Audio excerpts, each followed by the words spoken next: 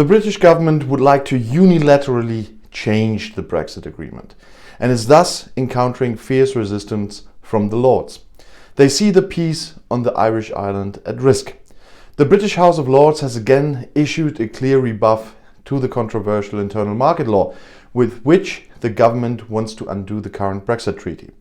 The House of Lords voted on Monday evening in London with an overwhelming majority against the decisive clauses. In the first vote, with 433 to 165 votes. Prime Minister Boris Johnson must now decide whether or not to follow the Lords' vote.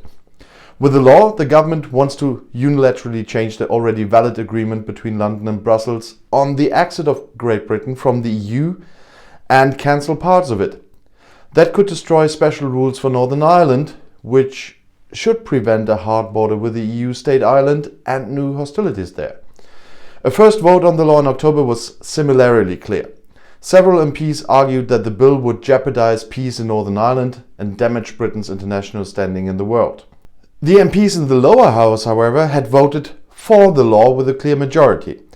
Now there is a kind of a political ping-pong game between the lower and upper houses.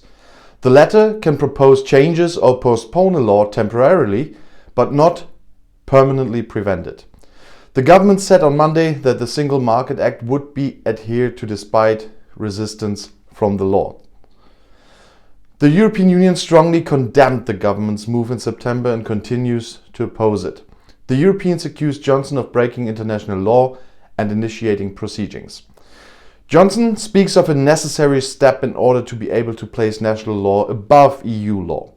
Among other things, it is about how much the British government can subsidize companies in Northern Ireland without this being a disadvantage for European competitors. Opposition leader Keir Starmer urged Johnson to defuse the law after the election of US Democrat Joe Biden. We will soon have a president in the Oval Office who is a passionate advocate of the Good Friday Agreement, wrote the Labour Party leader in a guest post for The Guardian. In 1998, the Good Friday Agreement ended the decades-long and bloody Northern Ireland conflict. Like governments around the world, he will disapprove of our Prime Minister continuing to undermine this agreement. The designated US President Biden has Irish roots. His great-great-grandfather emigrated from Ireland to the USA.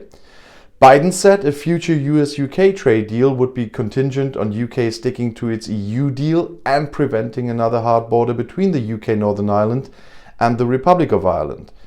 At the turn of the year, the Brexit transition phase ends, during which Great Britain still benefited from the EU internal market.